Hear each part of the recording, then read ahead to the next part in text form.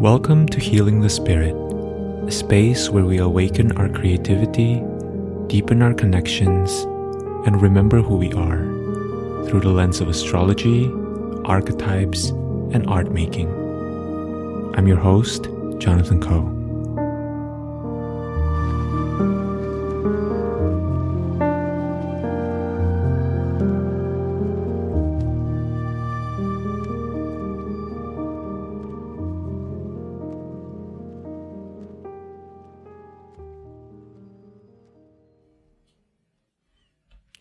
Hello everyone, welcome to Healing the Spirit and welcome to this episode.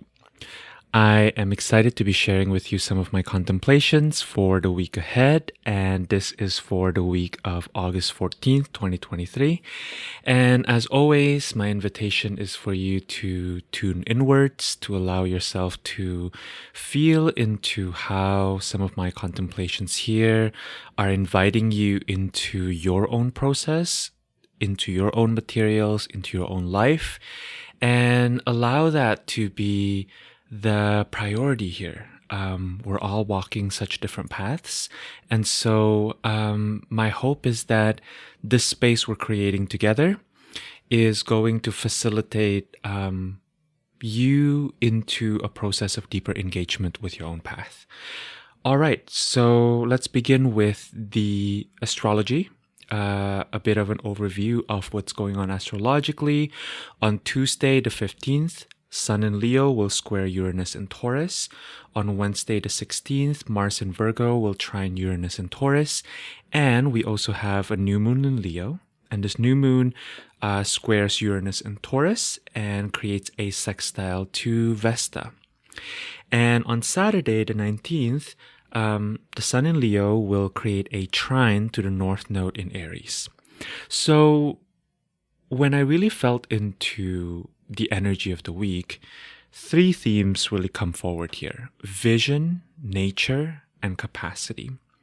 And so some of the questions that I'm inviting you all to contemplate are: how do we balance our visions for reality, our own true nature, and our current capacity?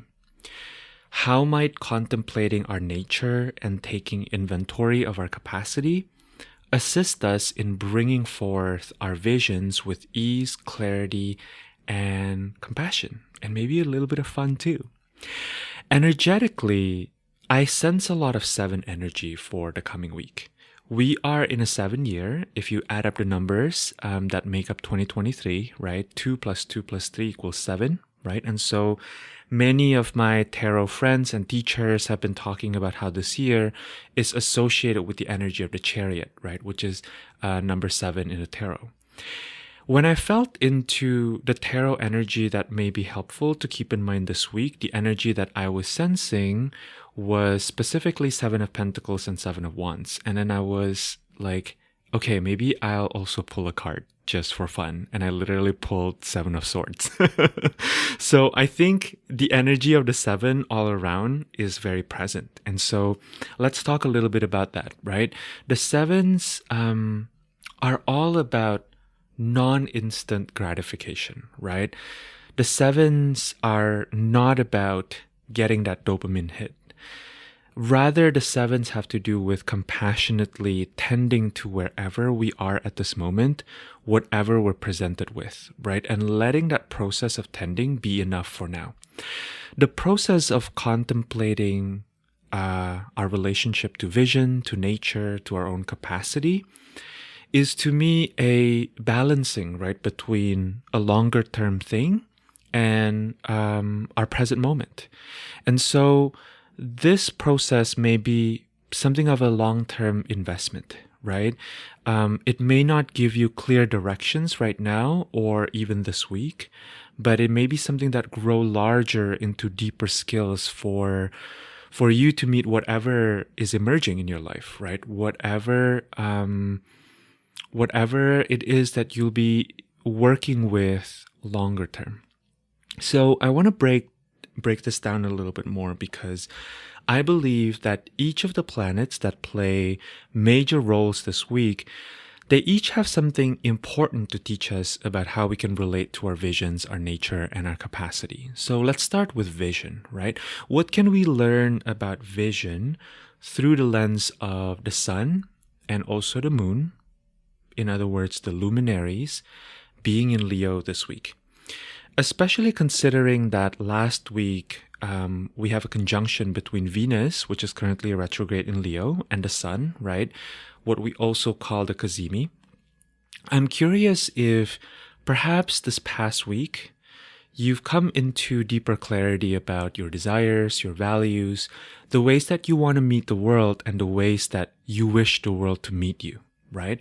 Conjunctions can be both clarifying or confusing, depending on the context. Purely astrologically, this particular conjunction between Venus and the Sun may have been more clarifying because Venus is in the sign that's ruled by the Sun and the Sun is at home in Leo, right? And so the Sun has all the resources it needs to do whatever the Sun is doing.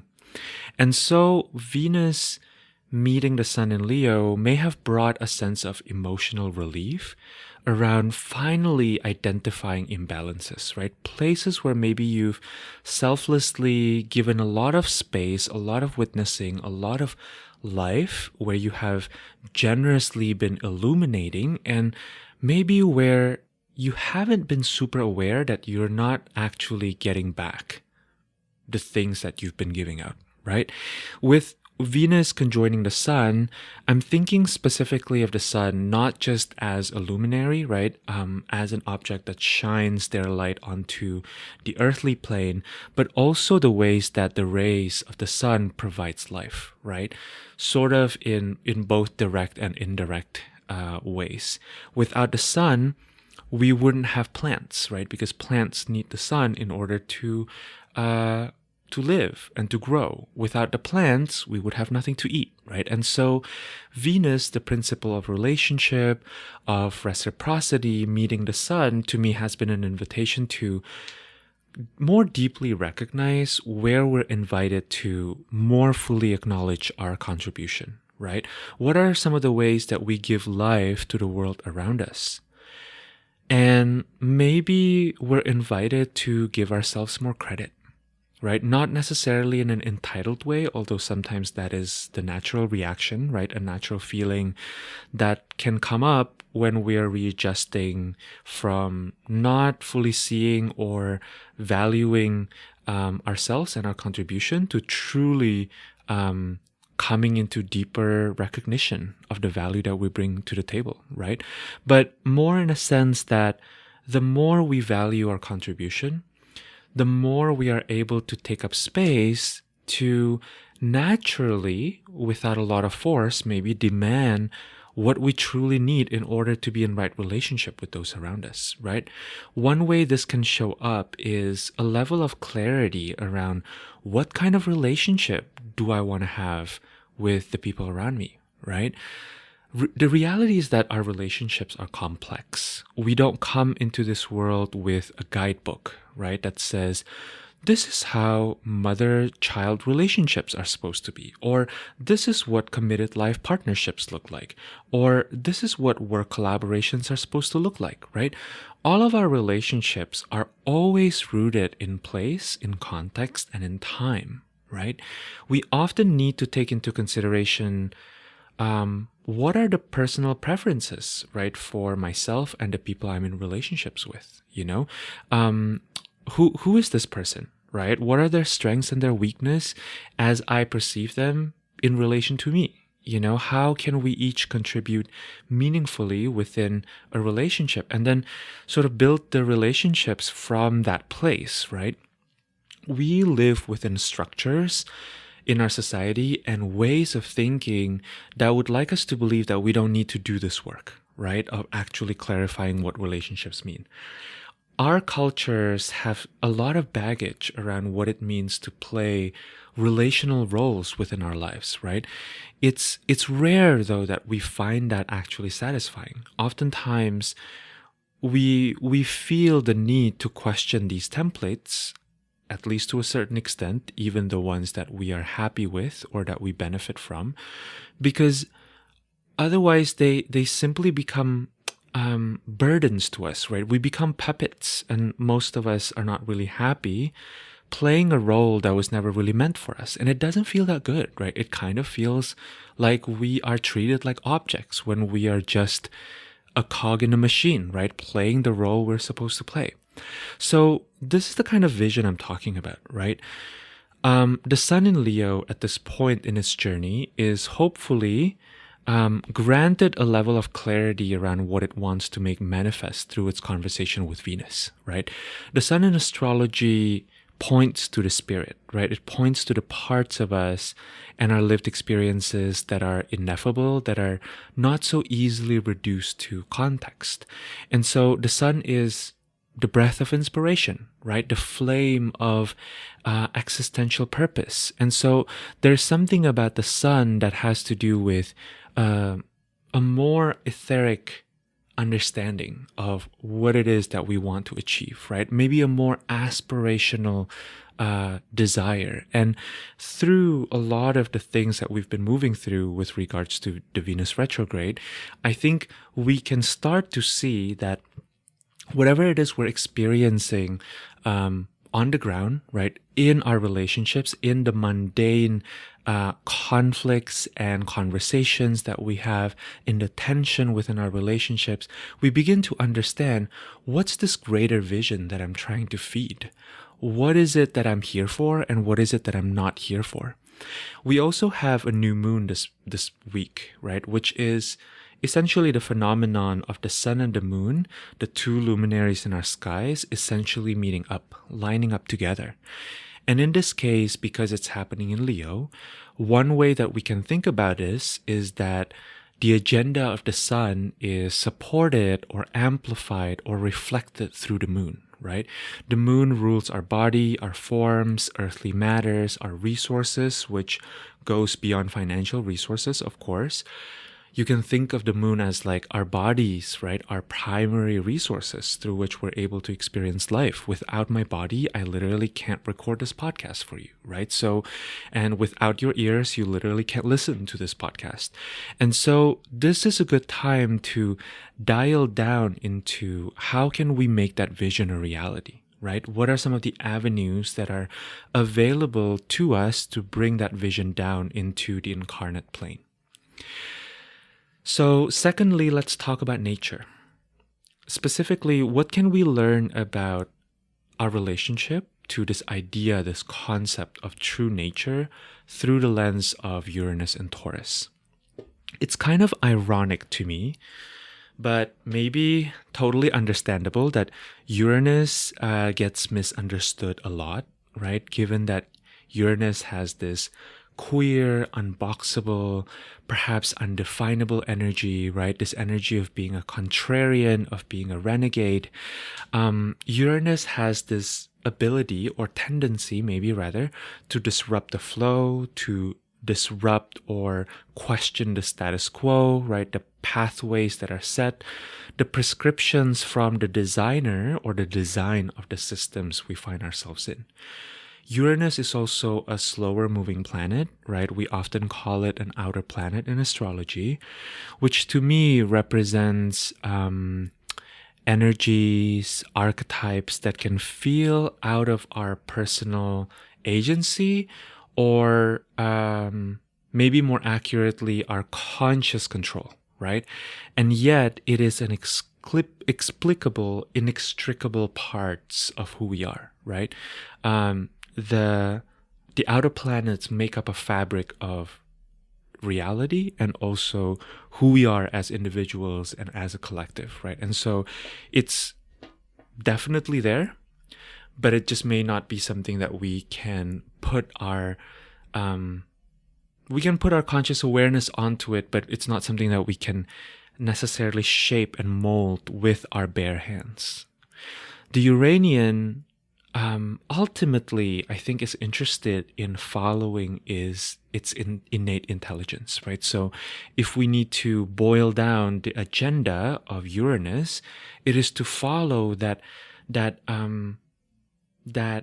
intelligence, right? That kind of runs, that is a given, that has no that simply flows as part of its being, right?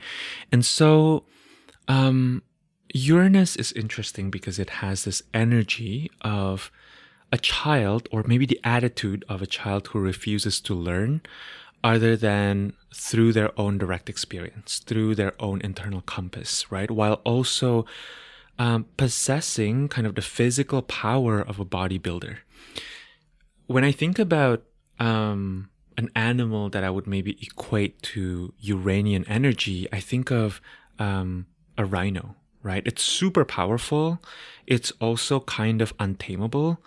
And it's not really an animal that you can train necessarily, unlike, say, a horse, right? The Uranian can be really stubborn or really annoying or really disruptive or even really destructive, right? And it's important to know that its disruptiveness comes from almost this inability to be anything but a vessel for whatever it is that it's authentically channeling at that moment, right? The Uranian isn't necessarily malicious, at least not intentionally, but it does have this quality of being uninhibited.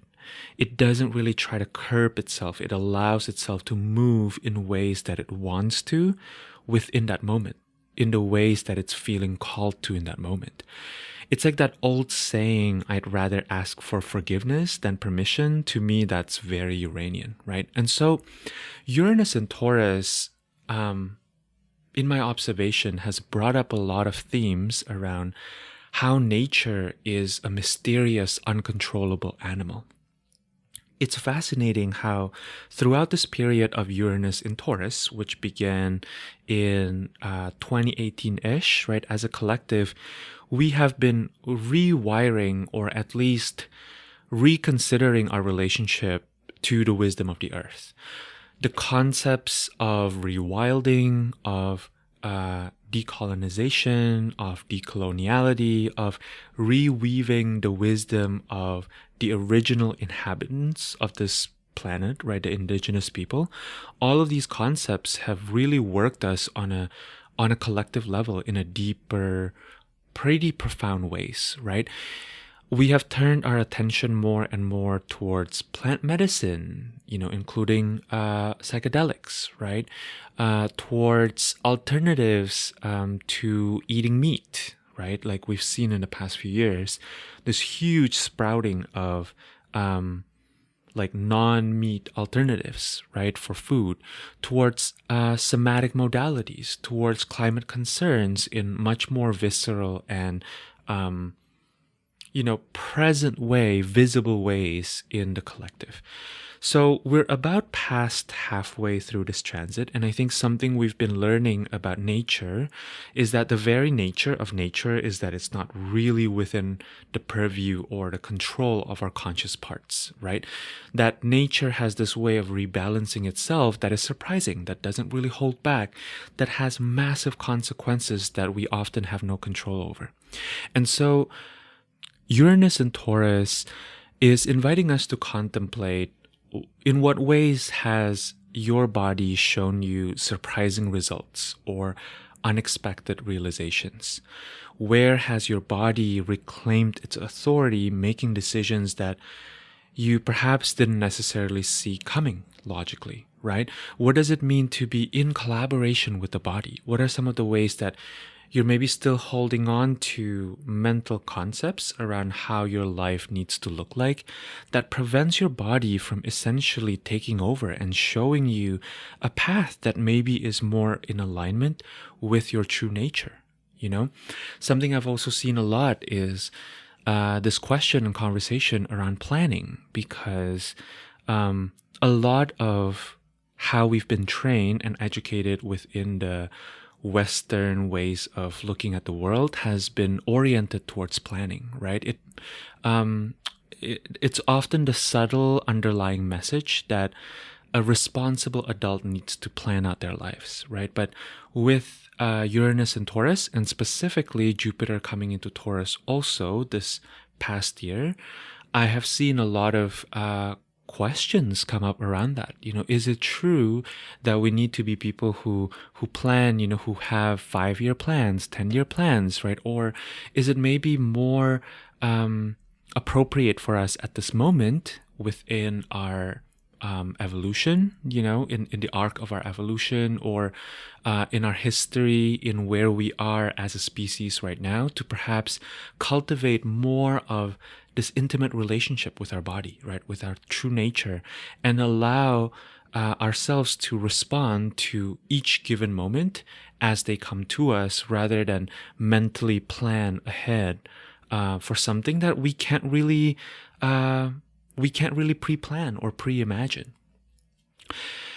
Okay, so the third piece that we can consider is the idea of capacity. And specifically, I want to consider the idea of capacity through the lens of what Mars in Virgo can be teaching us. So I think the main question that Mars in Virgo is interested in is, how do we choose the appropriate adventures based on what's within our toolkit?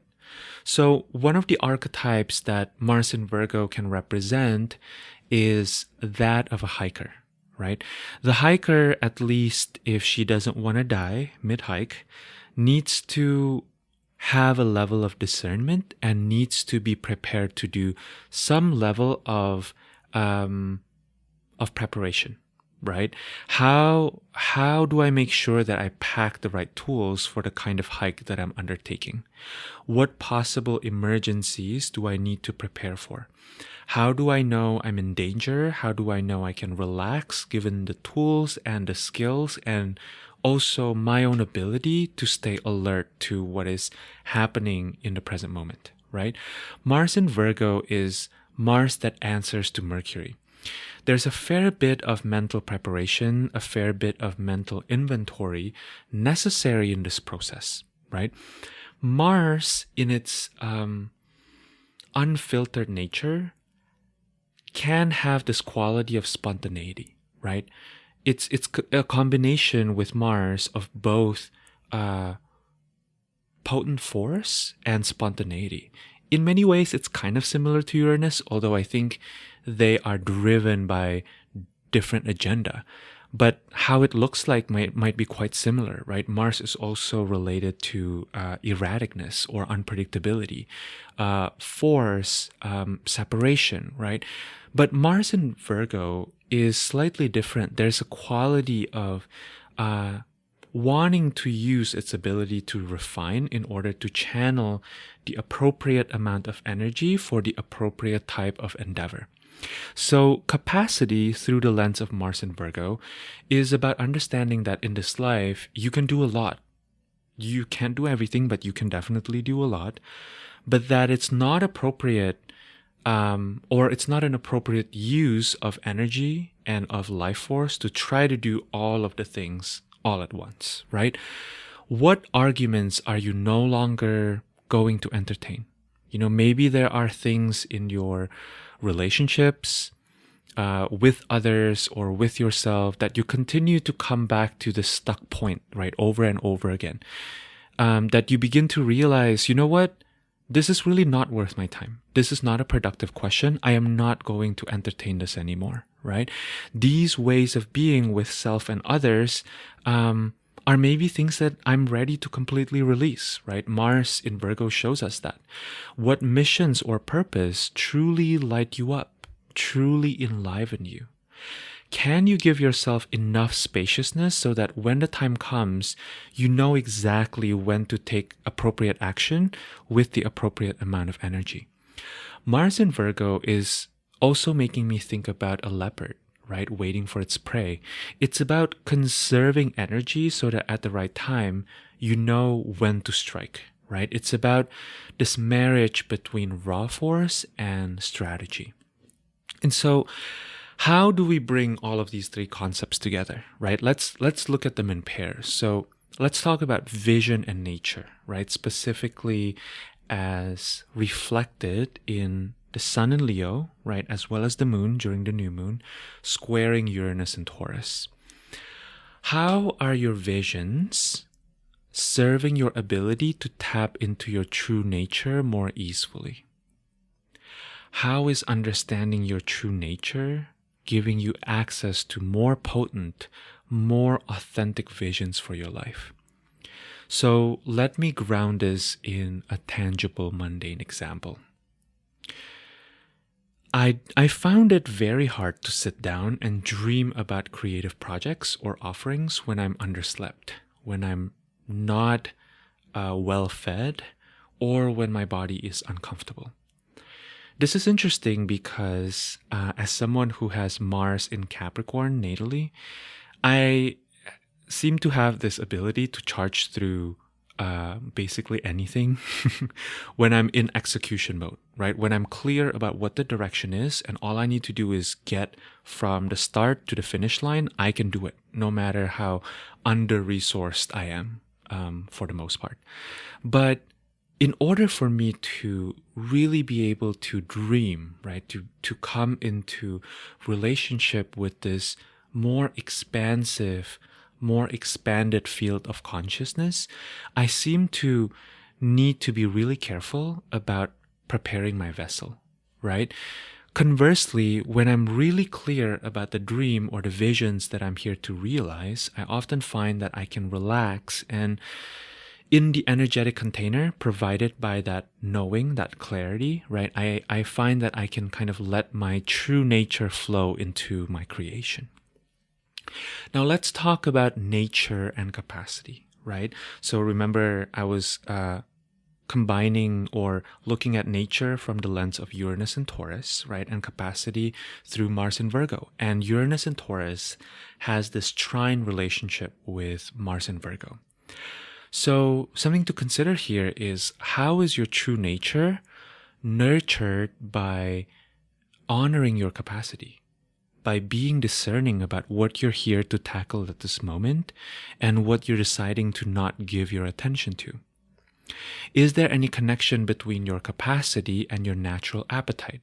What happens if you gauge your capacity not from a mental place, but from allowing your body to move towards that which it has energy for, and allowing your body to be still when maybe there's no response, right? You can just take a rest, even though your brain is like, give me something to do, right?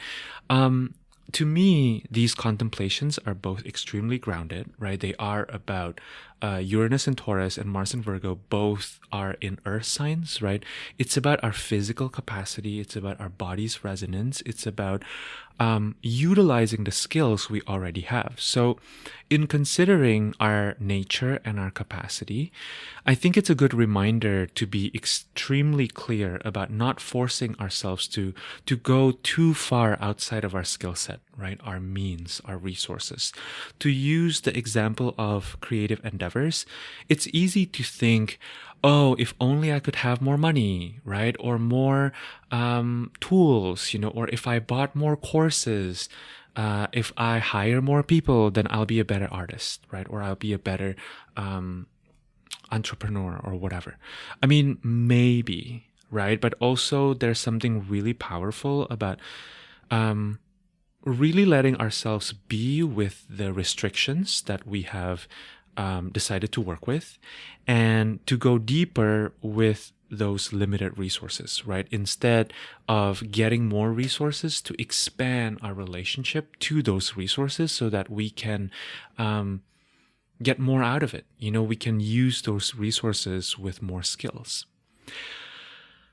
Finally, let's talk about vision and capacity, right? So this is interesting because astrologically, this is represented as Sun in Leo and Mars in Virgo, right? And that relationship is a semi-sextile. It's a 30-degree angle.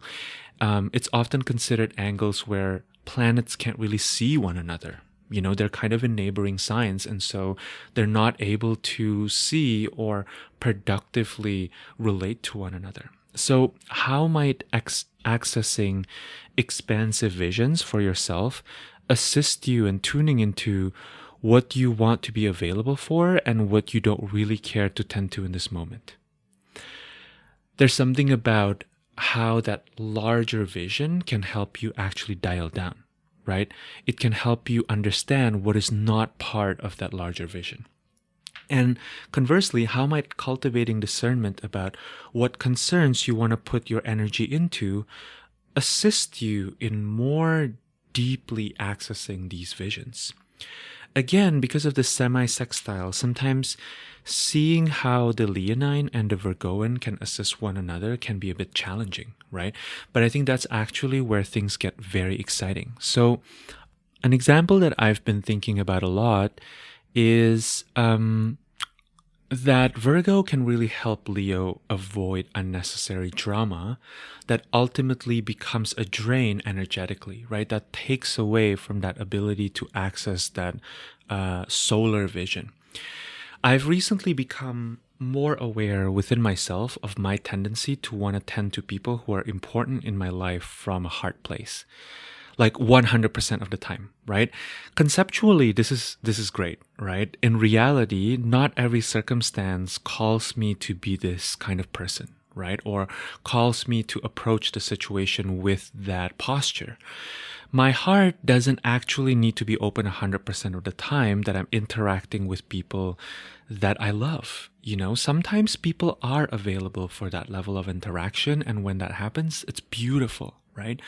Other times, people are in pain or in their anxieties or in their inner child, and they absolutely deserve love, but without the proper container and a proper request coming from them for me to tend to them, there's actually limitations with regards to how much I can tend to them. So I've learned the hard way to be quite discerning on an energetic level. Is this person really needing me to go in there with them, to really hold their hand as they unravel into their personal underworld?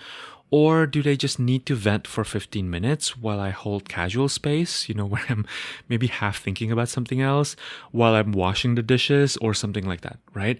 And also to be really honest with myself, right? Is my desire and my appetite to hold space for this person, is it coming from a place of true service for me, or is it coming from my own sense of wounding, of fearing abandonment? Ultimately, and maybe most importantly, right, do I even have the energy, or am I the right person to tend to this? Because sometimes it's better for that person to go into a deep dive with their therapist, or with the person that they're actually in conflict with. That no matter how brilliant my ideas are, right? No matter how brilliant my space holding skills are, sometimes that's not what people need. Sometimes people just really need to sit down and journal, right? Be with themselves, or maybe take a walk in nature. Sometimes I don't have to be present in the process, is what I'm trying to say, right? So, it's about cultivating discernment around when is it actually best to just kind of leave it be, right? To do the bare minimum rather than going all in with the best of intentions and then ending up making an unnecessary and totally preventable mess, right? Virgo can be perceived as quite cold because Virgo can be quite calculating. Virgo is geared towards and designed, has an eye for efficiency, right? But I've been thinking a lot about how can this part really help the part of us that's leonine, that wants to be generous, that wants to be full with our presence, right? Another analogy that I think is appropriate is if you see someone falling down, right? And then they get injured or they get hurt, it's important to first check if they needed surgery, right? What kind of pain is this person actually moving through? Maybe they just need a band-aid, right? If you determine that they really need surgery, then if you're not a surgeon, you need to call a doctor, right? If you are a surgeon, then you need to make sure that you have all of your tools, that you have the necessary setup to perform a successful surgery. Otherwise, you'll just make a mess, right? And you may end up creating more trouble than actually lending a helping hand. To conclude, this week is a lot about reflecting on what has come up for you around the visions of the life that you want to live, the visions for the relationships you want to have, and how do you allow that knowing to collaborate, right, with your understanding of your true nature, as well as your understanding of where your capacity currently is at, and how can you allow that collaboration to begin creating the ecosystem and the situations, the circumstances, the setups that are necessary for you to realize that vision. Okay, so that's it. I hope that these contemplations have served you. As always, if there's something that you're moving through that you feel you can benefit from looking at your chart or from accessing the Akashic perspective, I would love to do some readings for you.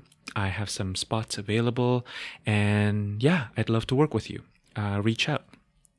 Finally, if you feel like you've benefited from this podcast, that perhaps some of these contemplations have facilitated a knowing for you, and it's allowed you to move through particular situations in your life that feel sticky, I invite you to share with others who you think may enjoy this, to leave a review on Apple Podcast. 4 to 5 sentences are more than enough. Super helpful for the podcast to find other people. And yeah, this podcast is a true labor of love for me. And I spend a good deal of time every week to consider this transit and to share this free offering. So I would appreciate your help in getting the word out there, and for this offering to be able to reach other people and to benefit others who may resonate with it.